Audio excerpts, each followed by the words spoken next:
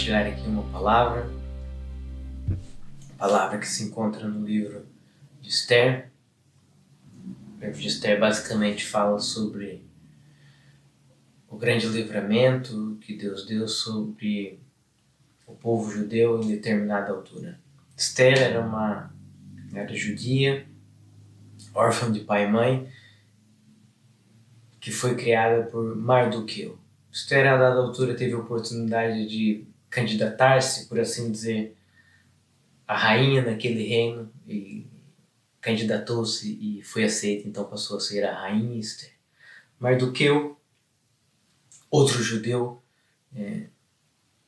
que criou Esther, na verdade, ele trabalhava no reino, trabalhava para o rei, servia ali no palácio, era uma pessoa com alguma influência ali também. O que acontece é que, nesta altura, em certa altura, levantou-se uma crise para os judeus naquele lugar, naquele reino. Houve um decreto, de maneira resumida, houve um decreto de morte sobre todos os judeus. Todos os judeus deveriam ser eliminados, exterminados.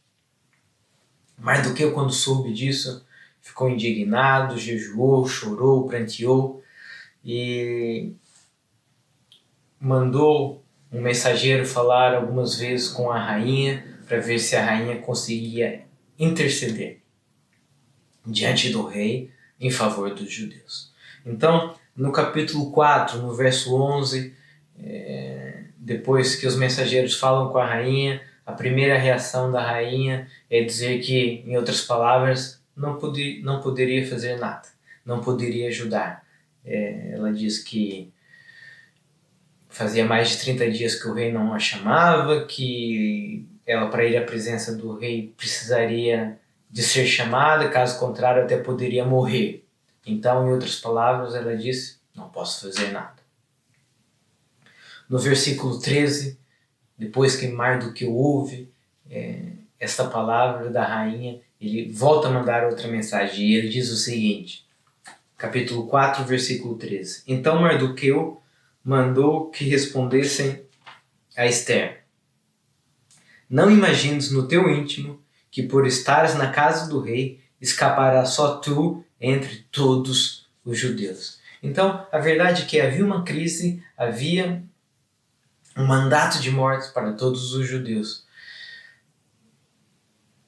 Esther falou que não conseguia fazer nada. E aquilo que Mardoqueu falou foi: não imagines que só tu escaparás entre todos os judeus, apenas por estar no palácio.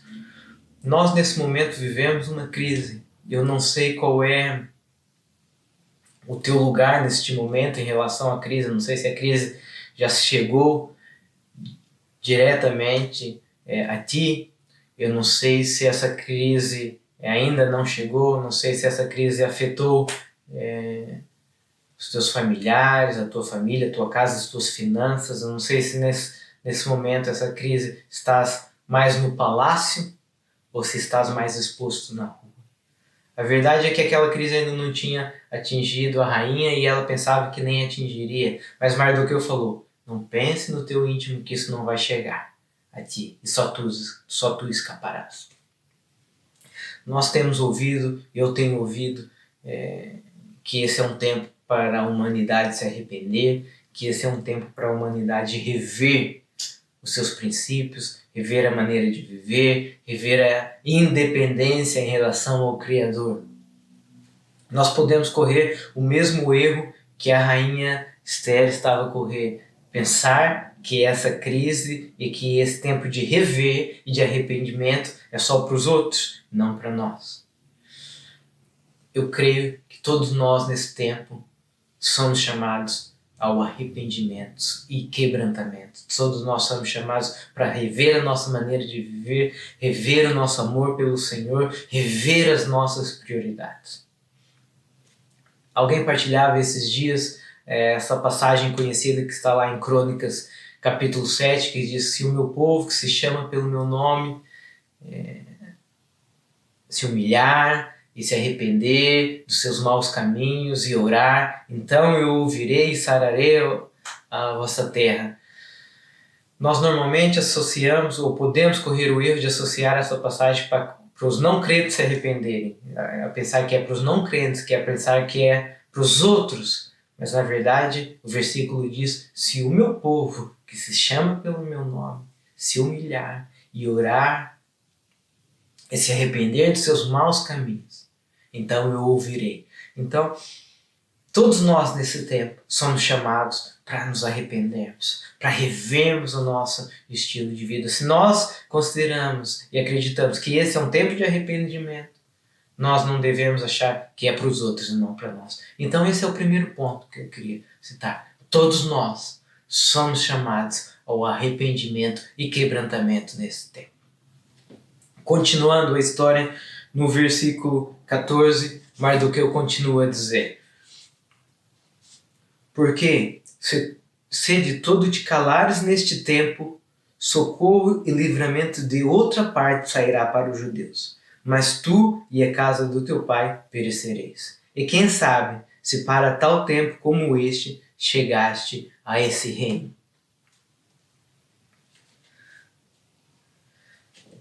Entretanto, Mardoqueu continua: se entretanto, rainha, neste tempo não se levantares como socorro para os judeus, socorro de outra parte Deus vai levantar. E quem sabe se para este tempo chegaste ao lugar onde estás. E esse é o segundo ponto que eu queria dizer. Ser o socorro de Deus neste tempo. Que nós possamos nos levantar para sermos a boca de Deus, para sermos a voz de Deus nesse tempo, para sermos as mãos de Deus, que nós possamos ser esse socorro, que aquilo que nós podemos fazer e que está diante de nós, não seja necessário Deus levantar outras pessoas para fazer aquilo que nós devíamos ter feito. A vontade de Deus vai acontecer. Aquilo que Deus tem planeado para esse tempo vai se cumprir. Nós podemos ser participantes ou não. E é isso que Mardoqueu fala para a rainha. Se não te levantares como socorro, socorro de outra parte, Deus vai levantar. Porque se for da vontade de Deus salvar os judeus, eles serão salvos. Se for da vontade de Deus que haja livramento para os judeus, haverá livramento. E aquela que é a vontade de Deus para esse tempo, aquilo que Deus quer, o socorro que Deus quer trazer para a humanidade, a mensagem que Deus quer trazer, Ele vai trazer. Então, que nós possamos nos levantar como socorro e que Deus não precise levantar outros para aquilo que está diante de nós. E depois ele também diz: quem sabe se para este tempo chegaste a este lugar? E essa é a pergunta e a colocação que eu faço para as nossas vidas também, para a tua vida, para a minha vida. Quem sabe nós estamos no lugar onde estamos exatamente para esse tempo? Quem sabe não estamos na empresa onde estamos para esse tempo? Quem sabe não estamos na família onde estamos para esse tempo? Quem sabe não conhecemos as pessoas que conhecemos exatamente para esse tempo? Quem sabe não pertencemos à igreja que pertencemos para esse tempo? Nós temos ouvido nos últimos tempos muitos missionários chegarem aqui a Portugal, chegarem à nossa igreja, chegarem a outras igrejas, pessoas de lugares diferentes do mundo a dizer que Deus os estava a chamar para Portugal. Querido missionário que está em Portugal nesse tempo, eu pergunto, quem sabe se para este tempo foste chamado para estares nessa nação? Para nos ensinarem a como esperar na provisão de Deus e não nos fiarmos apenas na economia, não nos fiarmos apenas na estabilidade profissional, mas esperarmos a cada dia o pão nosso, esperarmos na provisão de Deus acima daquilo que a economia diz, acima do que aquilo que a lógica diz. Creio que cada missionário pode ser chamado, está ser chamado nesse tempo para nos ensinar a esperar essa provisão divina, essa provisão que vem de Deus. Então, este é o segundo ponto, não é? Ser o socorro de Deus para esse tempo.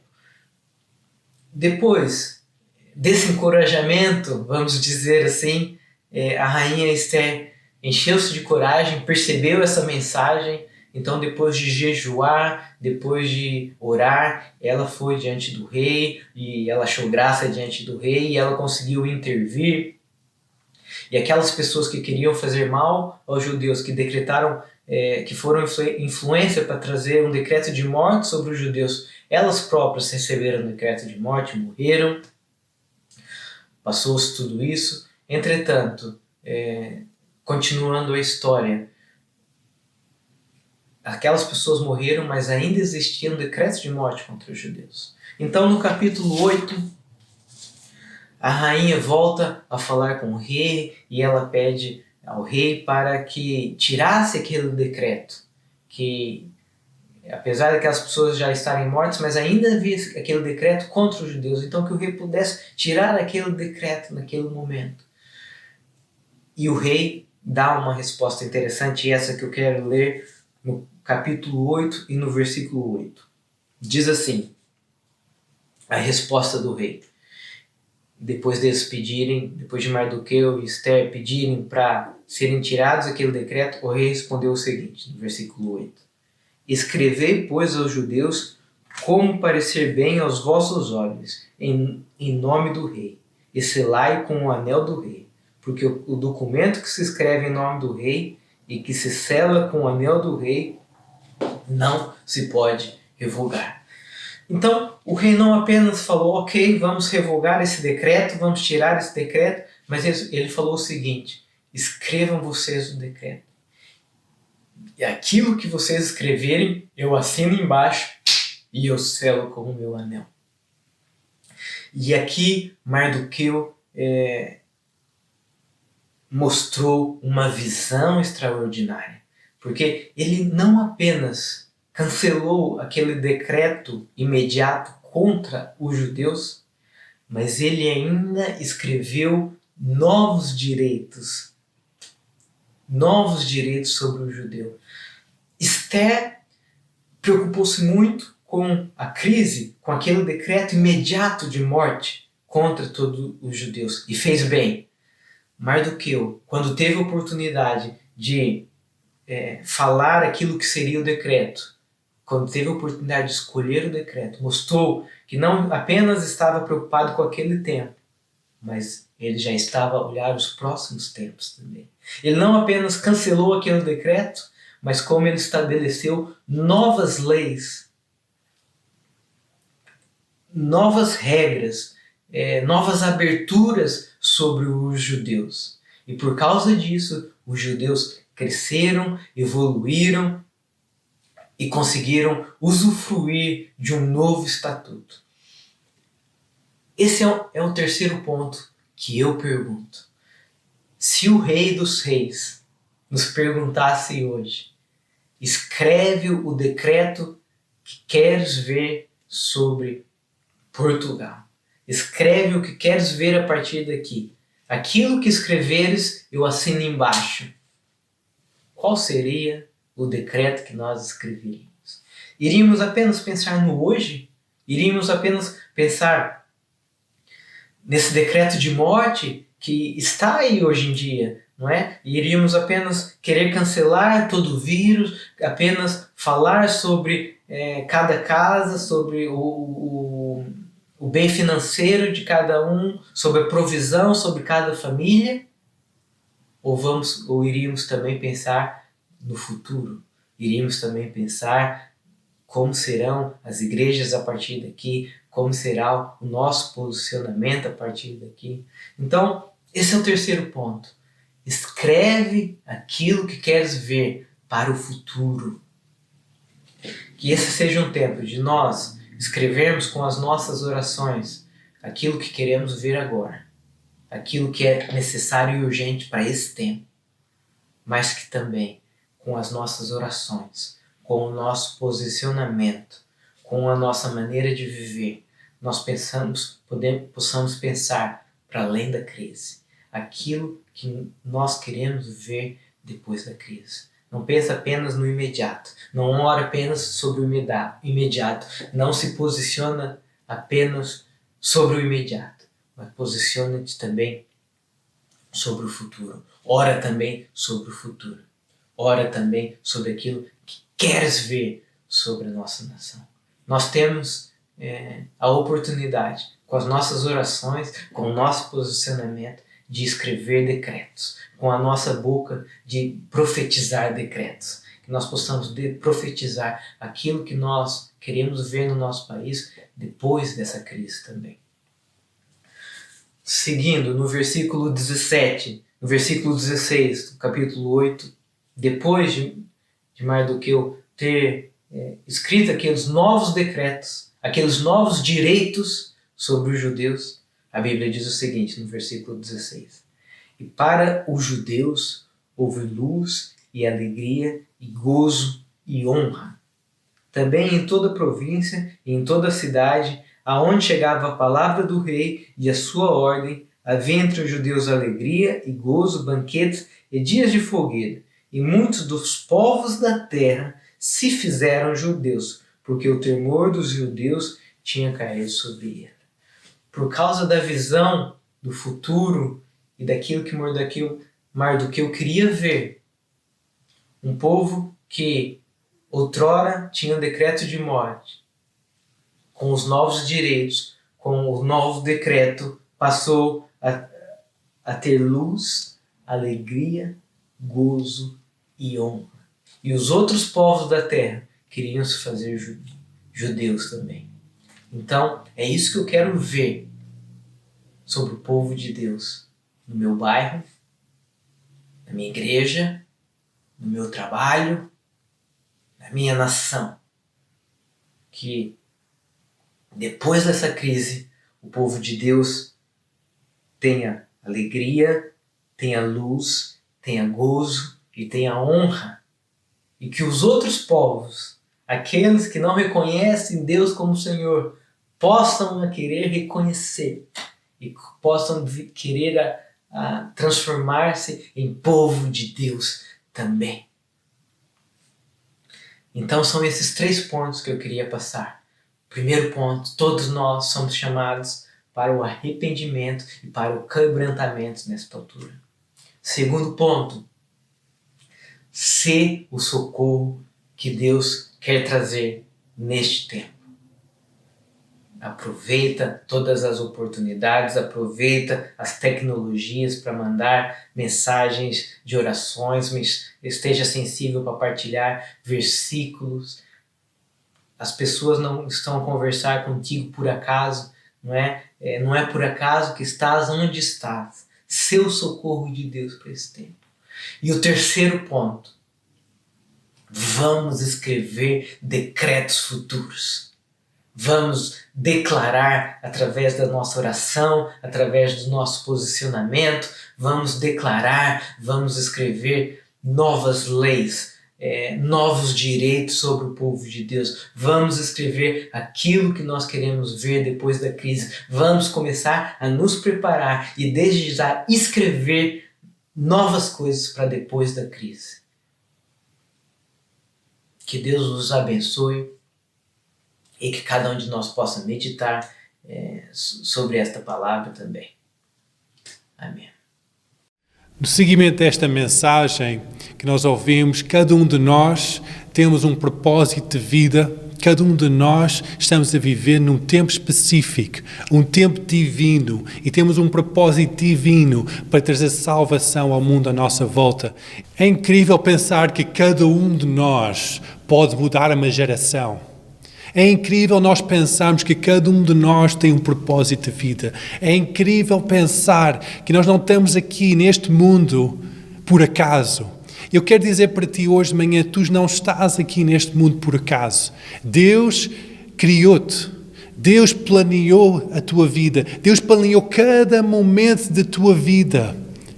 O primeiro passo para o cumprimento desse plano divino na tua vida é a entrega do teu coração total para Ele. É abrir o teu coração e dizer: Deus, entra na minha vida, eu trago a minha vida e o meu futuro perante Ti, para seres o Senhor da minha vida.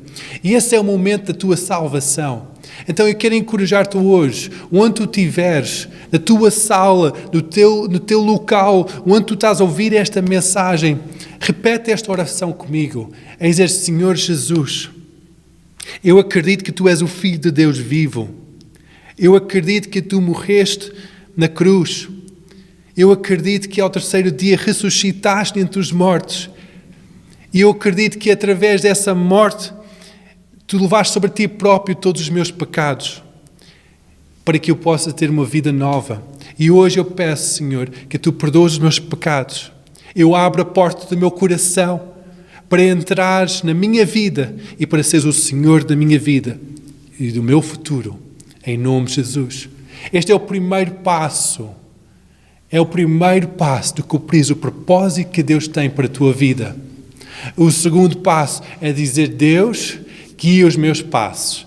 Talvez tu já numa altura da tua vida entregaste a tua vida para o Senhor. Disseste: Deus, salva-me deste rumo que eu estou a viver. Mas talvez ao longo da tua vida, a tua vida se desviou dos caminhos do Senhor e não estás a cumprir o propósito divino que Deus tem para ti. Então hoje de manhã é a hora de tu fazeres as pazes com Deus. É tu dizer: Deus, perdoa-me a minha distração. Eu quero cumprir o Teu propósito. O propósito que Tu tens para a minha vida. Eu quero cumprir isso para impactar esta geração com o Teu amor. Para trazer esta geração ao conhecimento de um Salvador. Deus, usa-me. Consagra a tua vida hoje de manhã ao serviço do Rei dos Reis, ou do Senhor dos Senhores. Consagra o teu coração, a tua mente, a tua vida, o teu futuro a Ele. Dizer: Deus, usa-me. Usa a minha profissão, usa o meu talento, usa os meus pensamentos, usa a minha boca e o meu coração para que o Teu reino avance mais e mais nesta terra e impacte esta geração. Que esta semana seja uma semana de grande impacto do reino de Deus nesta terra, através da tua vida. Eu declaro bênção sobre a tua vida, eu declaro a vida abundante de Cristo em ti e através de ti. Uma semana abençoada em nome de Jesus.